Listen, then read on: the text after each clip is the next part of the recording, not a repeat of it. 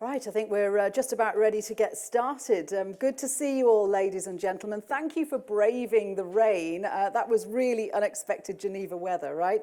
But we're really glad to have you here with us and joining us for this critical discussion on something which I think we've probably all thought about from one time or another, and that is how we can age healthily. And specifically, how do we keep our hearts healthy as we get older?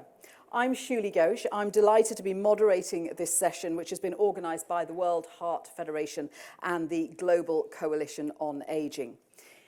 And we know that cardiovascular disease is the leading cause of death worldwide. It is the biggest killer of the non-communicable diseases, which the global health community is committed to reducing. And the burden of cardiovascular disease increases disproportionately with age. This is a major concern for individuals, for families, for society, for health workers, because it's no secret that the world is getting older. By 2030, 1 in 6 of us will be 60 years or more. I've got to say, 60 doesn't sound very old to me, but of course it's not how many years you have, it's how well you are. And as global demographics change, ensuring lifelong heart health is now an urgent priority for governments, for societies, and for health systems. So during this session, we're going to be explaining the need for a comprehensive approach to prevent and manage CVDs right across the lifespan, starting from childhood, to ensure a healthy older population, which means, right, not just a better quality of life for individuals, but it's better for society, for the whole of society, because people can stay well and active for longer. So we'll be hearing some first-hand perspectives and discuss some of the initiatives and policies and partnerships which can support healthy hearts and healthy ageing. But first, just to formally start us off, I'm delighted to introduce one of our co-hosts. Please welcome Dr. Jagat Narula, the President of the World Heart Federation.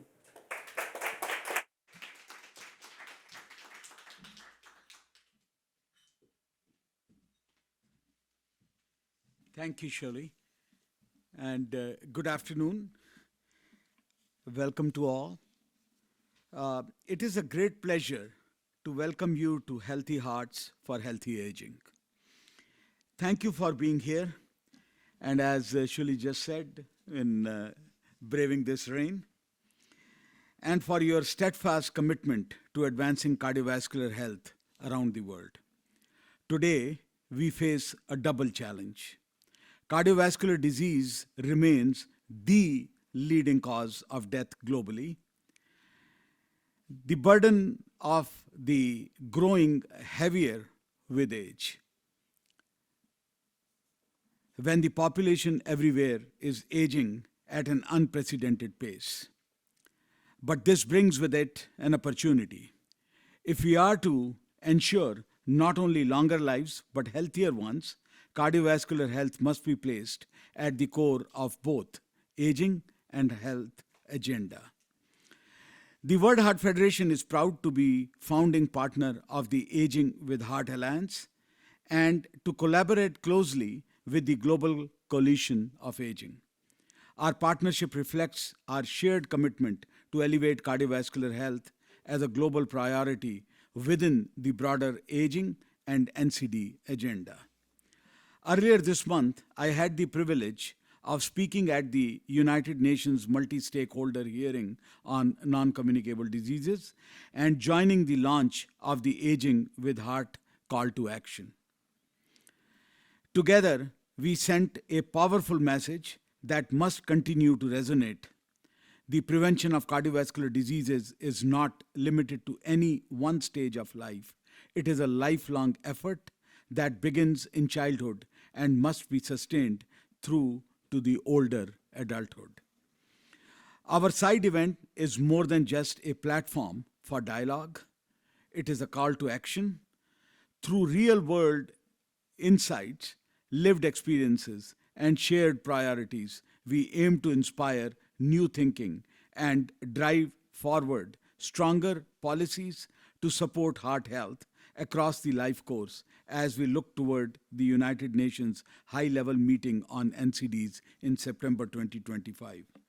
We look forward to collaborating closely with all of you to ensure that cardiovascular health is recognized as the foundation to healthy aging and resilient societies. I hope you will join us in championing our cause in the critical moments ahead. Finally, I would like to extend our sincere gratitude to Global Coalition on Aging for its leadership, vision, and partnership in advancing this vital agenda. So thank you very much.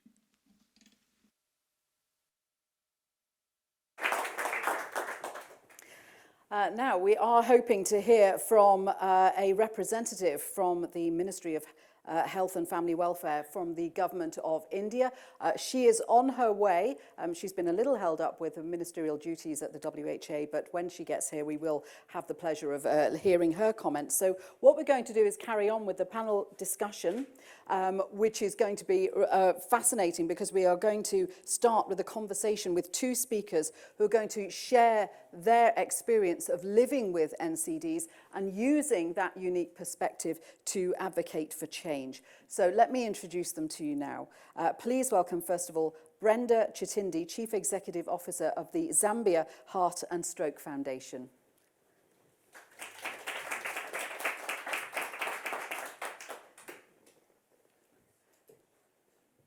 There you go, take a seat right there.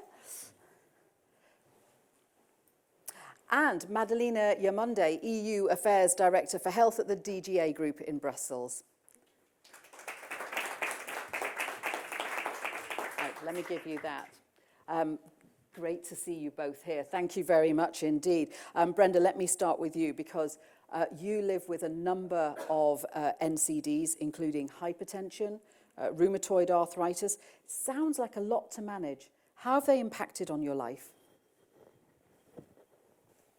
Good afternoon, and thank you very much for this opportunity to express my situation living with multiple NCDs. I'm honored to be invited to this session as an old woman who has lived through the deep challenges in managing multiple NCDs and also as a voice and advocate for those who suffer in silence, especially the underprivileged and vulnerable population in the communities. I was diagnosed with hypertension, arthritis, obesity, and numbness on my left side of the body at the age of 45 years.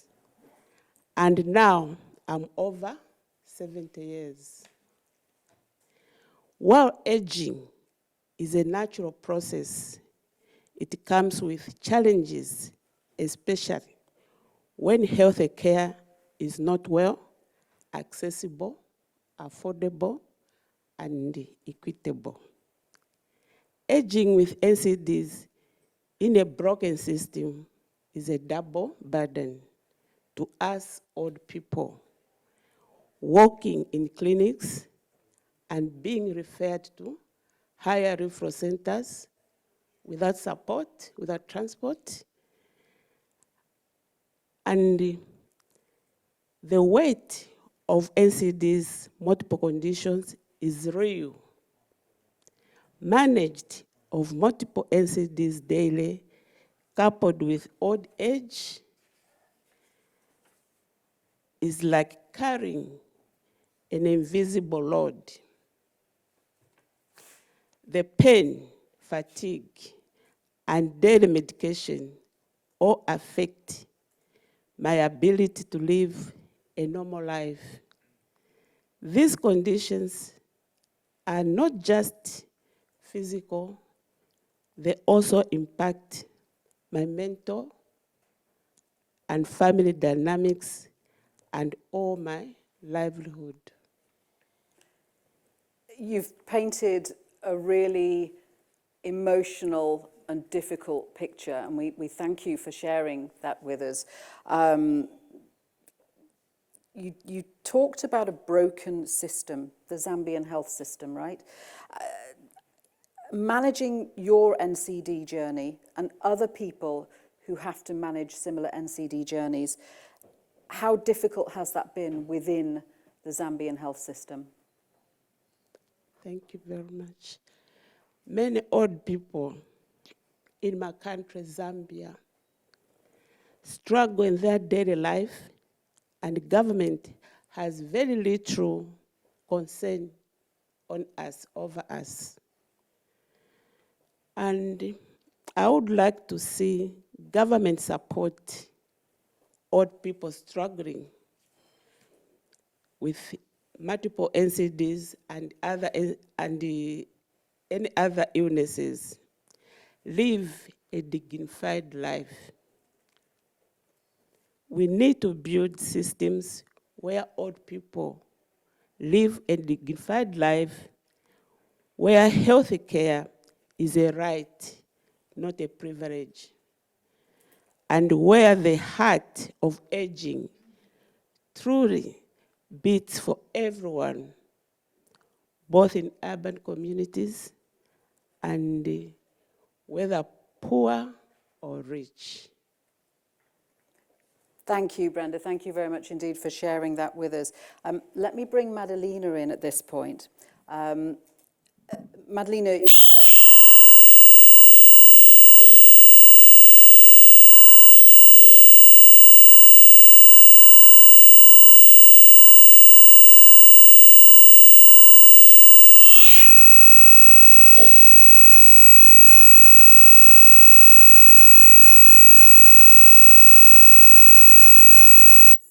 When Brenda mentioned the weight that we carry as patients, I've seen that especially with my dad, not with me.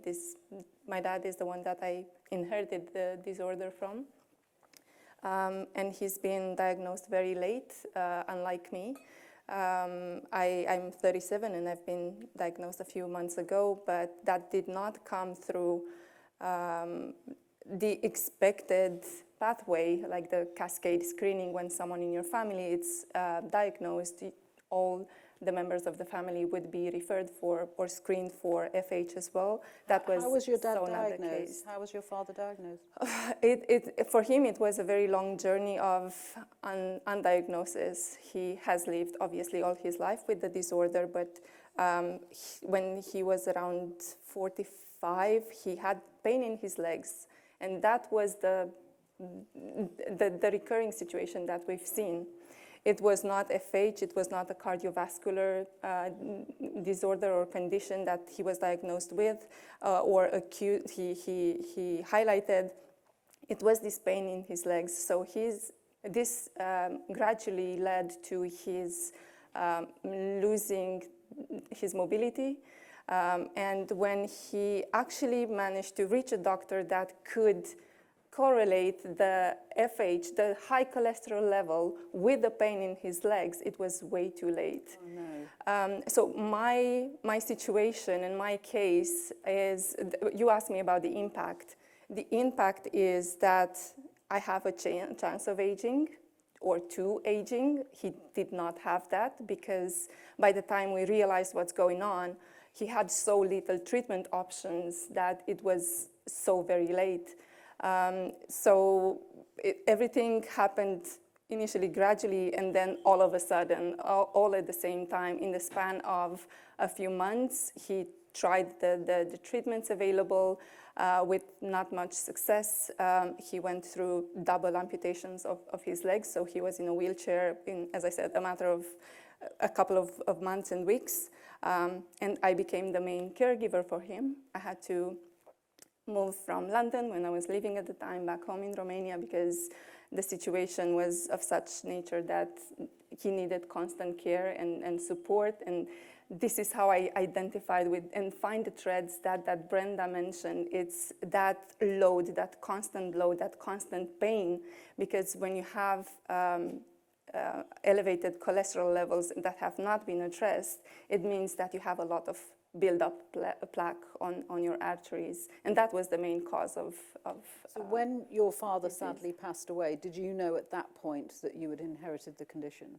I think it was mentioned, but none of us was aware that this is something that we could be affected by, and we should get screened, we should get a confirmed diagnosis of this disorder. That was not the case. And because of that, you have some very strong thoughts about how health systems approach FH. Your nephew, for example, is not being screened for it. Absolutely. So I share the disease with my sister with the disorder. She has it as well. And for her, it was a different path than mine. She had elevated cholesterol levels on and off. And what put it off was actually treatment.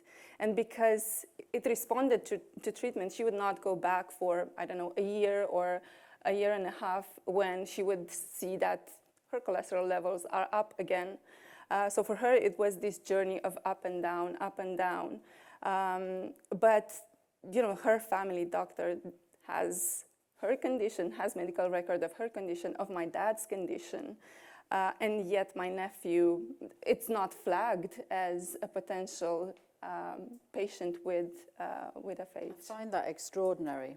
I find it as well, and it's really through, and thanks to FH Europe, that I became aware that this is something that he should be screened of. Even though I am patient, I do not have the enough literacy, health literacy in this area to understand all the steps and to understand that, for example, pediatric screening, it's something that could help and alleviate the situation of many people. Since in Europe, there are 250 million people affected by the disease, and less than 10% are diagnosed. So here we have a path of action that could improve outcomes and could prevent cardiovascular disease for a significant number of people. We have treatment available. It's not, you know, like in the case of rare diseases, for example, where less than 10% of these diseases would have some sort of treatment management and option to manage the disease in a way or another. It's actually something very tangible. You can address cholesterol. The issue, or one other barrier that I had, even when my GP, so my initial test, I had a cholesterol test done while I was going through the journey with my dad. It was a routine test. It was nothing planned or nothing flagged by a doctor or another. And that's the first time when my cholesterol level came out high. But my GP was not alarmed, even though... Not alarmed? Not alarmed, because they were observing older guidelines. This is what I've been told at the time. A few years later, I moved to Belgium, because we are discussing differences in the system. And after probably a year living there, I do go through the same regular testing. I do go for testing on a regular basis, and the same type of results, and my GP is like, let me go back to the family history that you told me when you registered with us, because I do have some signals that this might be something that you've inherited from your family. I'm not 100% sure, but let me double check. And I did go home, and I obviously turned to best friend Google to ask what's going on. And to my shock now, again, as I have a diagnosis, I know more about the disease, my shock was to listen to many gurus of longevity, of good aging, of heart health, not making a disclaimer that, you know, yes, cholesterol can be managed through lifestyle changes, through diet, through exercise, through not smoking, but that it's not the case when you have an inherited disorder. Like, please disregard everything I've told you, go to your doctor and discuss.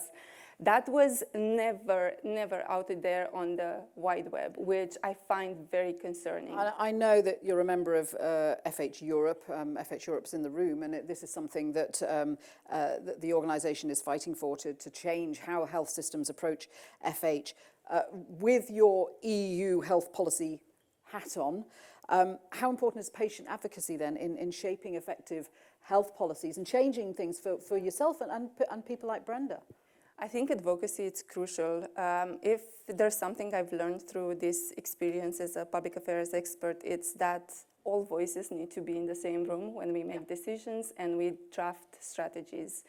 If you are not visible, no one will Ignore you. Exactly, everyone will ignore you. Literally, that is the case. So I'm a firm believer in the power of stakeholder dialogue, of these type of gatherings that we are having here, this type of conversations, making sure that everyone is listened to and everyone is, it has the buy-in from the very beginning. Yeah. You do assume that accountability for the success of a strategy, of a plan, if you are involved from the very start. If, I think this is another maybe area, but when you have someone dictating onto you what this should be done, we know better, that we've seen that failing spectacularly so many times. So I would say yes, advocacy is important. We've seen many success stories of patient advocates who have changed legislations and have improved patient outcomes in their countries through advocacy alone. So, well, I mean, just listening to what you've said and what Brenda has said, I think is really powerful, and I hope that will be taken on board by anyone who's trying to shape policies going forward. Stay where you are, ladies. Thank you very much indeed for that. That was really illuminating. We're going to widen the discussion now. We're going to look at what needs to happen to achieve cardiovascular health for everyone across the life course. So I want to invite more panelists, more speakers to join me on the stage. Let me introduce them to you. Michiel Peters, Head of Advocacy Initiatives at the Global Coalition on Aging. Thank you, Michiel. Dr. Yuka Sumi, Medical Officer at the WHO, responsible for integrated health and care for older people. And Amy Alloy, Executive Director of Global Public Policy at MSD. Take a seat. Thank you very much. Yes. Michiel, obviously very powerful, wasn't it, listening to the lived experiences perspective. NCDs is something the UN is committed to tackling. Tell me about your organisation's focus. Why is it so specifically on CVD in the lead up to that high-level meeting in September? So I think the main reason for us, and I mean, listening to these stories really strengthens that idea, is that in the last few years, what we've seen is that a number of other non-communicable diseases really effectively have taken the spotlight, and rightfully so, to the extent of all the advocacy that's happening there, because they're all important. But what often seems forgotten a little bit in a lot of countries is that cardiovascular disease is still the #1 killer in the world. Mm-hmm. And that means that we have an opportunity this year with the 4th high-level meeting on NCDs to bring that back into the limelight, advocate for that really directly, and say this is one of the main priorities that should come out of the high-level declaration this year for, I think, 2 reasons. One is because we need to address it as the killer it is and make sure that we do the things we can do to, for example, make sure that we act on modifiable risk factors like cholesterol, that we take action, that we look really at people that struggle with cardiovascular disease as how do we prevent this on the continuum that their life is, looking at what can we do in early stages of prevention all the way through to if somebody does have an event, how do we make sure that we give them the interventions that give them the highest quality of life possible going out of that. But I think the second reason is that ultimately a lot of the things that as we grow older, as we age, and Global Coalition on Aging really using that lens as a way to look at public policy, is how do we, knowing that a lot of people age with comorbidities, with multiple chronic diseases, by attacking cardiovascular disease in an effective way, to that extent, we help improve people's quality of life in general. And I think that's the second reason why we need to focus on this. Do you think aging is overlooked as a risk factor then for things like CVD? I think aging in general for a very long time has been seen as something that just happens, and I think especially with lived experience, and especially with women, we know that in cardiovascular disease they very often get sent home without a diagnosis, do not get the treatment they need. And I think very often there are so many disease areas where we know that if you look at it through that aging lens, we see older people and we see their condition as a natural result of growing older, and therefore as being, I hate to say it, but less important is what we see. There is an ageist idea about I do we think need you're to treat right. people I as they think get you're right older, about and that. we need to combat that in the broadest possible way, because first of all, the longevity that we have today is because we've gotten better at treating these diseases, right? We only grow older because we don't die of these diseases earlier on in life, and that's a great thing to have. But the flip side is our societies are aging. Yes. So that has to change how we Yes, look at prevention. It has to, and that prevention is, you know, that's what we start our call to action, and if you haven't had a chance to take it when you came in, take a look at it. That's what we start with. We need to look at prevention on that continuum and look at not just that prevention early on in life where, and I know this is not always an easy message for policymakers who hear prevention and think, well, we all eat a little bit healthier, we move a little bit more, we smoke less, we drink less, that's a good long way to get there. All those things are important, but we just heard that that is not always the case, and I think that looking at prevention makes sense on an individual level. If we can help somebody from getting into a worse condition, that's worth it. It is beneficial on a societal level because people don't have to leave their jobs to go into a caregiving role. People don't fall out of work. But it's also beneficial if you look at it on a healthcare systems level. If we can keep people out of the hospital and in our economies, that is so much more worthwhile, not just for them, but for our health systems, than when we wait and wait and delay, and then they end up in a hospital, which is more expensive, which is a burden on our healthcare system. And we could have helped so much more people for the same amount of money if we just looked at prevention first. Just a quick show of hands in the room, because you all look incredibly young and healthy to me from this perspective. But how many of you are worried about growing older and staying healthy and active as you grow older? Yeah, I mean, so it's something, I mean, me too. And trust me, I'm looking at it from a lot closer to the old age than a lot of you in the room. I think what you said is really important, Michiel. WHO obviously committed to the approach of integrated care for older people. This is your wheelhouse. Where do you think are the most critical gaps in integrating cardiovascular health into policies and strategies for aging? Yeah, thank you so much for the question, and thank you for the opportunity today. And it has been heartbreaking to hear two women's voice about person with NCDs. And the key focus of the WHO's work, on NCDs, including cardiovascular diseases, has been the integration of the essential health service package to provide and towards universal health coverage, meaning to provide the quality of care without financial burden. Right, so that the WHO has developed the technical guidance to support member states what is the key essential services, NCD services, from prevention to the treatment and to the rehabilitation to the palliative care to be accessible and affordable for the people with the conditions. But the reality is, as Brenda said, accessibility, affordability, that is still the huge issue. Not only the low and middle income countries, the older person who are living in rural areas, accessibility is a so key issue. And older people may face multiple challenges, not only accessibility and affordability, as he said, around ageist attitude from the healthcare workers, including internal ageism. I'm too old to do the physical activity, for example, right? Yeah. And maybe this is normal part of aging, which is not the case. So this is really important that although we really recognize life course intervention, earlier prevention is very important, but there is no age limit to start preventive activities. That is one thing. Another key issue related to the aging and cardiovascular diseases is basically when you are older, you get multiple conditions. As Brenda said, she has more than one condition. It's called the comorbidities or the multimorbidity. And many clinical or healthcare workers has a lack of knowledge how to manage these different diseases, conditions, impairment to integrate and the person-centered care. So that's coming to the integrated care for the people. But you've got conditions that you develop when you get older, and you've got conditions like Brenda that you carry into old age. Yes. Do they require different approaches?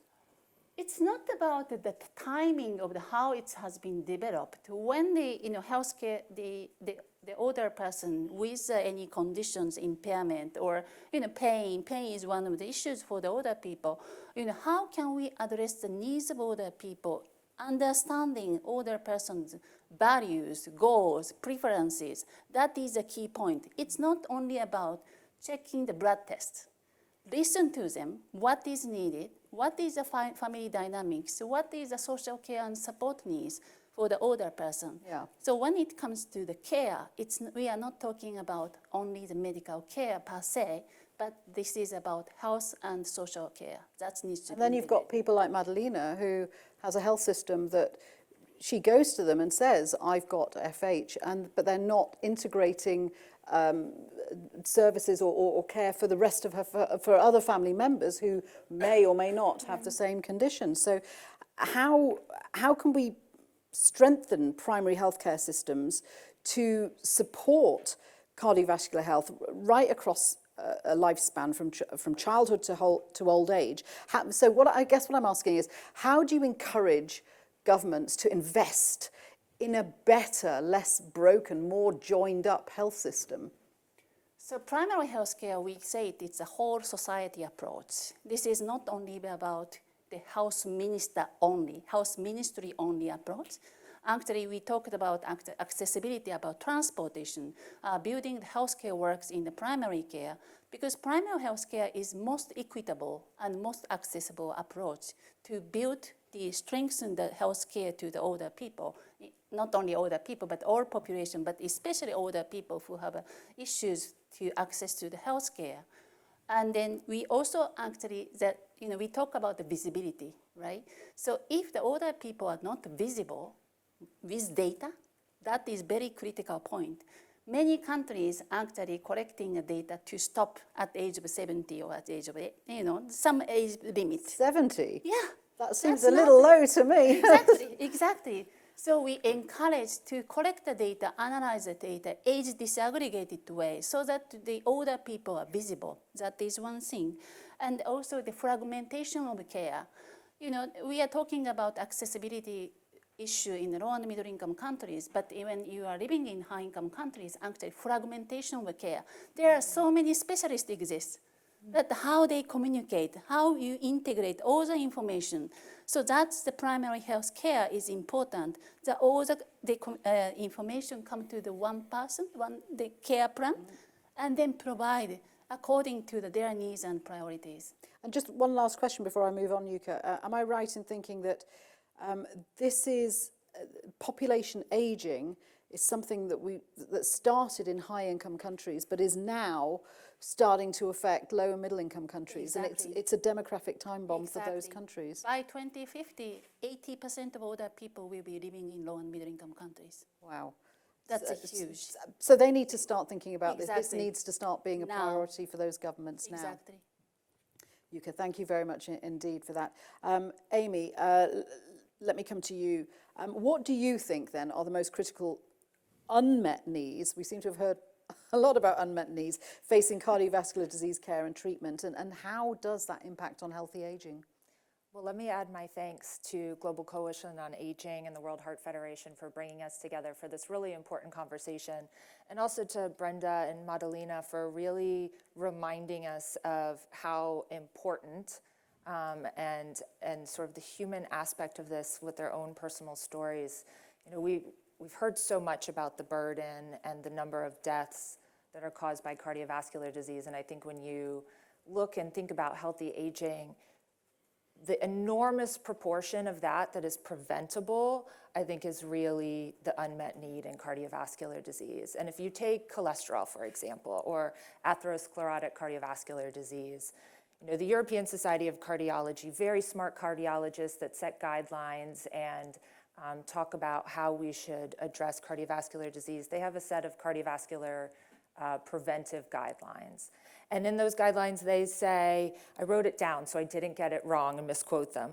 The causal role of LDL cholesterol in the development of atherosclerotic cardiovascular disease is demonstrated beyond any doubt. Those are really strong words when it comes to evidence and science. But yet we know that only 1 in 4 people are meeting the targets that are set by clinicians and really smart people. And so I think when you look across risk factors, this is the same story in blood pressure, in smoking, and other risk factors. And so we really need, I think, to recognize that we have good knowledge. I think we have good tools, but we really need to create this collective sense of urgency to do better for our patients, for our family members, and for our society to tackle this challenge. Absolutely. And there's also, just to add to that, prevention obviously very important, but there's also cases where, Madalena, you couldn't have prevented what happened to you at all. So you've got other dimensions to think about.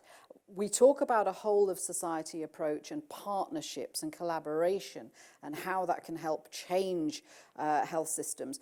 What do you think governments should be doing then to address the burden of CVDs in terms of encouraging innovation and maybe exciting new medicines that could work? Yeah, I mean, I think so much of this, I think my colleagues have really spoken to, and when I was reflecting on this, there are so many challenges that are in the system, and we heard about it from Madalena and Brenda, and Yuka, you spoke to it so eloquently as well, too, where we really need to think about how we're creating the policies and the systems so that we're getting to a point about discussing what the best course of action is to deliver good outcomes for individuals. And it starts from the bottom to the top. Do we have the right education for patients and for clinicians? Do we have the right prevention, screening, early detection policies so we're identifying people early to be able to intervene and take a good course of action? Do we have the right policies that connect all of the comorbidities that we have now? And then do we have the right policies to manage people and make decisions to change their treatment if they're not getting to goal and not getting to the place where they feel good about their care? And I think all of that and that system that needs to be in place encourages sort of the effective use of medicines and resources so that we can achieve good outcomes. I think that's a great point to pick up with our other panelists. So Brenda, I want to ask you about mindsets, about how we change how we approach aging, not just in society, but at government level as well, so we can prioritize healthy aging for people living with NCDs. Do you think mindsets can and should be changed? I think it should be changed because there are a lot of people, the whole population is growing up. So they should find a system where they can be accommodated, not as it is now, because we are passing through what I said, the broken system, where old people, us, we are not fairly treated. So the government definitely should have a system where old people, as you grow, growing is a process.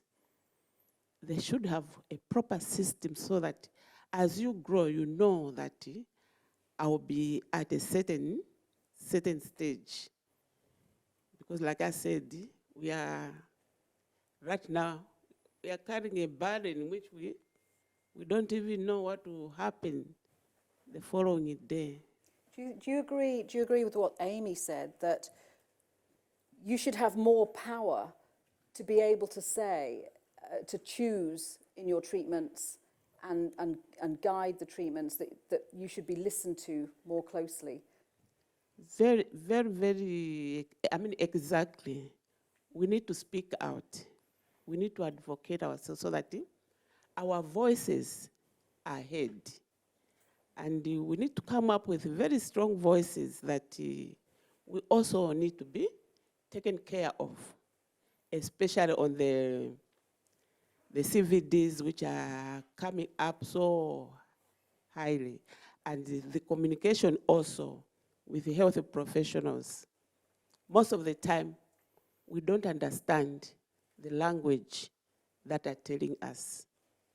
At times, they can prescribe the medication, Now, even the language, that medication, you cannot memorize it. So especially what I do, I just write on a paper and go to the chemist to show them, because I can't read.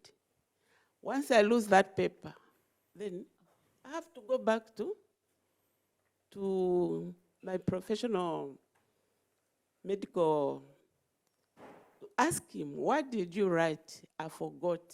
So, Cyril, I don't know how I can even It sounds like a never-ending challenge. So all you young people in the room, okay, now is the time to start advocating for change, because I tell you, it'll come to you at some point.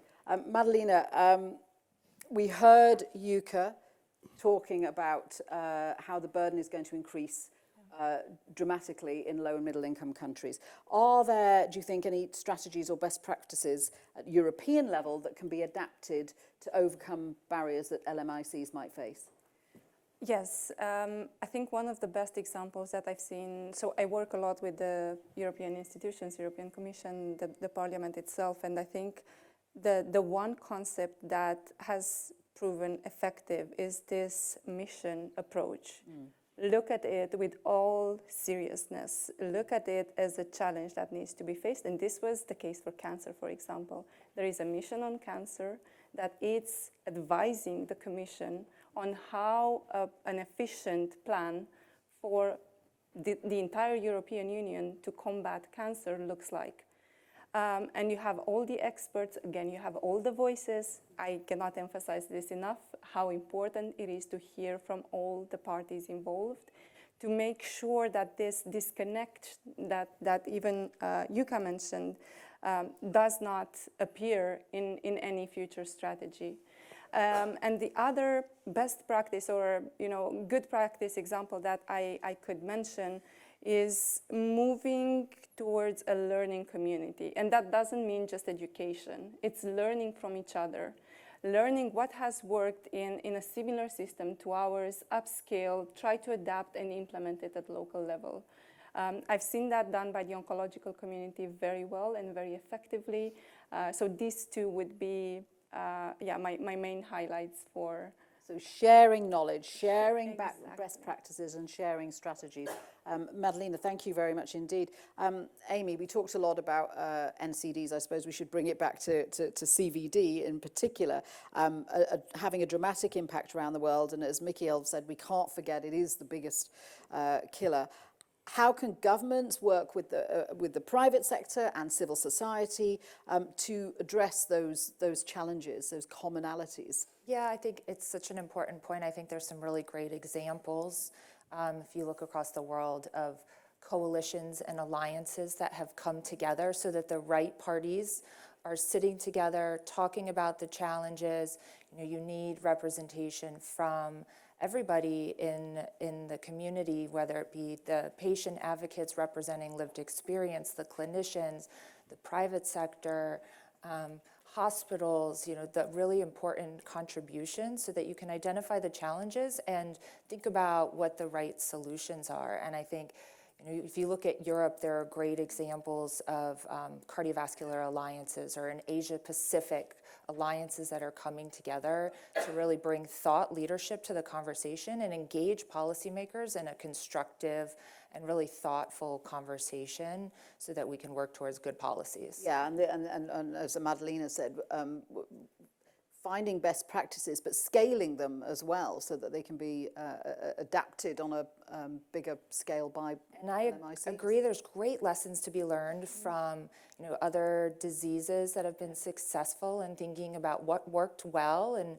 what other opportunities are there to build on the efforts that have been made. Because we learned a lot of lessons during the COVID pandemic, didn't we, when it came to infectious diseases. So we should be able to, I presume, pull on those lessons and bring them into non-communicable diseases.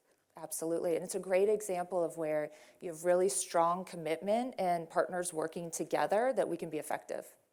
I wanted to ask a question which may not have an answer, but I wonder whether, is there a gender factor towards this? I don't know whether you'd be able to say that, Mikhail, but because women do tend to live longer than men. I'm not sure why, because we have far more stress, but we do. I mean, I need to be very careful on this stage. I want to answer that question, I think. But what we know is, yes, women live longer, but they also live longer in bad health. Right. And that is a result of our healthcare systems, ultimately going back way, way, way in history, being designed around where do we look at for healthcare? We look at what is the stereotype that we design. That's me, a relatively young white man, and that's what clinical studies started out with, right? And I think there is a lot of, not just women, but more broadly, we need to look at how different conditions affect people differently and take into account that we're not all the same and be more targeted there. But more importantly, I think there is a mindset thing, right? From both stories that we heard today, is that, not being taken seriously, being turned away, not following through. And that is, to its core, one of the real problems that we need to solve. And whether that is because we turn people away when they're women, because we turn them away when they're older, we need to stop turning people away. And I think that's where it starts. Yuka, we're looking ahead to the high-level meeting on NCDs.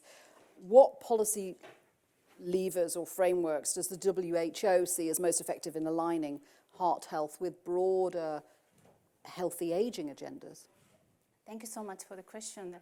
Of course, as WHO, primary healthcare approach and UHC is the key cornerstone to promote health for older people with cardiovascular disease.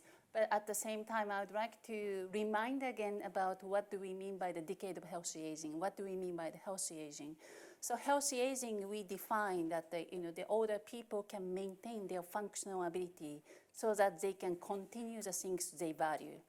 And that is supported by 4 action areas, including combating ageism we talked about, and then building the environment, the age-friendly environment, so that they can actually do the preventative actions, they can actually access to the healthcare they need, and then integrated care for older people in primary care as well as long-term care. These 4 action areas needs to be really pushed upon because we are already the middle of the decade. Started in 2021, now 2025. And then, by the end of 2030, we really want to promote all the member states full on the healthy aging to tackle the needs of the older people. Last quick question to you, Mikhail. As we head towards that UN meeting on NCDs, what do you want to see? What would success look like for you? Well, I'm going to shamelessly, the 4 points of action that we had in our call to action, right? Making sure that we focus on prevention as a continuum, making sure that we expand access to prevention care in community settings, leveraging innovation, some of what was talked about, and most importantly, empowering patients and focusing on integrated care. But I think more importantly, success looks like if we come together in a few years for the 5th high level. I mean, this is already the 4th high level meeting on NCDs, right? By the time we come together for the 5th high level meeting, we should hopefully be able to celebrate something instead of looking at this ever increasing list of challenges that is ahead of us. And ultimately, that is what success looks like. And I think we need to keep pushing member states over the coming months to really be ambitious in this year's high-level declaration, really commit themselves to action, and really honestly be willing to commit themselves not just to action, but accountability on that action, on actually following through and us being able to say to them, this is what you promised us, now go out and deliver. And acknowledging the hard work starts after that, but I think that ambition is where we need to focus on that. That is a great call to action to end this part of the discussion on. Thank you very much. Thank you to all my speakers. Please give them a round of applause.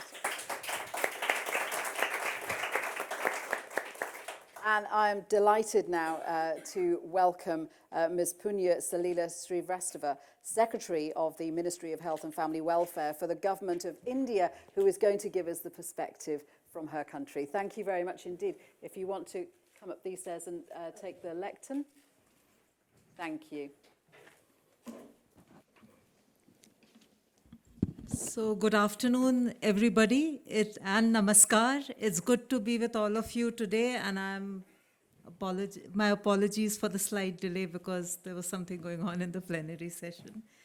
So it is a privilege to address this gathering on this crucial theme of healthy hearts for healthy aging. India's approach to cardiovascular disease prevention across the life course. Cardiovascular diseases remain the leading cause of death globally, and India is no exception. As our population ages, the burden of heart disease is rising. But with the right interventions, we have the opportunity not only to treat, but to prevent, protect, and promote heart health for all. India's approach to cardiovascular disease prevention is becoming more holistic, data driven, and inclusive, spanning from maternal and child health to elderly care. Our national strategy and intervention cover the entire span of life. We know that the risk of cardiovascular disease begins even before birth. Maternal nutrition, early childhood development, and adolescent health are critical determinants of long-term heart health. In India, programs such as Poshan means nutrition, Poshan Abhiyan, focus on maternal and child nutrition, aiming to reduce low birth weight and childhood stunting, both of which are in their own way linked to the high risk of cardiovascular disease later in life. School health initiatives under the Ayushman Bharat's School Health Program promote healthy eating, physical activity, and tobacco avoidance among children and adolescents. Through the engagement of school health ambassadors, we are instilling heart-healthy habits early on. India has a young population, but lifestyle diseases are catching up fast. Sedentary behavior, processed food consumption, stress, and tobacco use are increasingly common in the working age population. To address this, the Government of India has launched the National Program for Prevention and Control of Non-Communicable Diseases, which we call NPNCD, and it is being implemented in over 700 districts across the country. Under the NPNCD, individuals over the age of 30 years of age are screened for common NCDs, including hypertension and diabetes, at our network of health and wellness centers, which we call Ayushman Arogya Mandirs. Numbering over 170,000, these centers are equipped to provide community-level screening, counseling, referral, and follow-up care. More than 3.7 million people have already been screened through this mechanism for hypertension and diabetes connected to care pathways till date. A flagship initiative within this effort is the 75 by 25 initiative, the largest primary healthcare program globally targeting hypertension and diabetes. It aims to provide standardized care to 75 million individuals by 2025. I want to inform you that India has 36 states and union territories. In the Conference of the Chief Secretaries, who are the highest executive head of each of these state or UT, and in a conference chaired by the Prime Minister, all of them affirmed and pledged to achieve this target. As per India's NPNCD portal, over 71 million individuals are already receiving standardized treatment under this initiative that is a major milestone in cardiovascular disease prevention. By leveraging digital health through the ABHA or Ayushman Bharat Health Account under the Ayushman Bharat Digital Mission, personal health records are digitized for continuity of care, and a national NCD portal is being used to monitor progress and outcomes. So our objective is to create longitudinal health records. Telemedicine platform eSanjeevani are also playing a transformative role, particularly during and after the COVID-19 pandemic, enabling remote consultations for hypertension, heart failure, and diabetes management.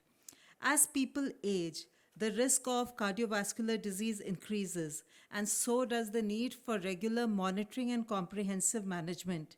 India's policy response includes the National Action Plan for Healthy Aging, launched in 2021, which integrates cardiovascular disease care with broader elderly health services.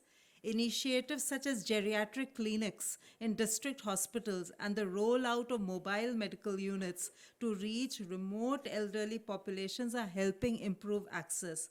India is also investing in capacity building. Thousands of frontline health workers, whom we call ASHAs, accredited social health activists, and our auxiliary nurse midwives, are trained to detect and refer cardiovascular disease cases early to our health facilities. We have community health officers manning our Ayushman Arogya Mandirs, who are also trained in this regard.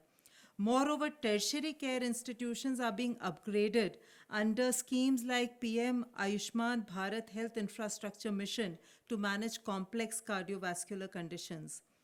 Delegates, the political commitment for this cause is reflected in the call given by our Prime Minister, Shri Narendra Modi, for mindful eating and healthy living. He has stated how small steps like reducing oil intake can make a big difference.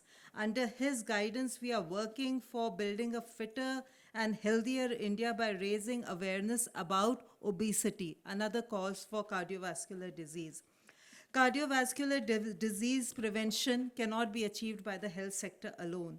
India's Eat Right movement, led by India's Food Safety and Standards Authority, is creating awareness on reducing salt, sugar, and trans fats in our diets. The Fit India movement is promoting physical activity at a mass scale. Urban planning policies are encouraging walkable cities, which is let me tell you, a tough ask for many of our cities. Additionally, India's tobacco control legislation remains amongst the strongest in the region and has contributed to reduce cardiovascular disease burden. The government has also engaged the private sector and civil society in screening camps, workplace wellness programs, and digital health innovations. India's growing medtech ecosystem is driving low-cost innovations in diagnostics, wearables, and point-of-care devices for early detection of heart disease. Our policies are, of course, not just about prevention, but they are also about equity. The Pradhan Mantri Jan Arogya Yojana provides financial protection for over 50 crore people, providing hospitalizations for heart procedures like bypass surgery and angioplasty. By reducing out-of-pocket expenditure, particularly catastrophic expenses for the 40% poorest people in the country, we are ensuring that heart health is not a privilege but a right. Special efforts are underway to reach tribal population, lower income groups, and those in remote locations through mobile health teams and community engagement. In conclusion, India's strategy to prevent cardiovascular disease across the life course is rooted in comprehensive, multi-tiered, and inclusive health systems reform. From childhood nutrition to early care, elderly care, from health education to digital innovation, we are building a resilient framework for lifelong cardiovascular wellness. However, we must go further. We must prioritize primary prevention, personalized care, and partnerships within government, across sector, and with communities. A heart-healthy India is essential, and we are committed to ensure that for every Indian, from cradle to old age, and that he or she lives a life free from the burden of heart disease. Thank you.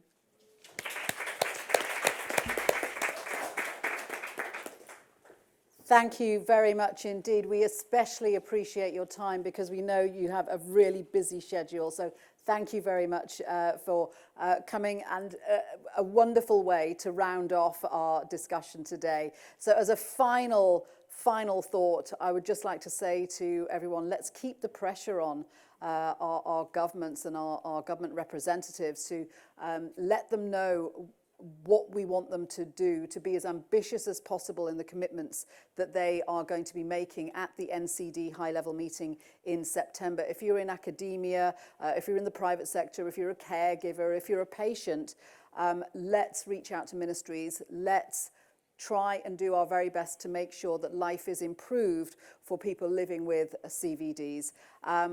We have refreshments. I'm hoping that the rain has stopped and that we might be able to be out in the fresh air, but if not, the back room is open. We would love to have you join us and continue the conversation. Please give a final round of applause for all our speakers today.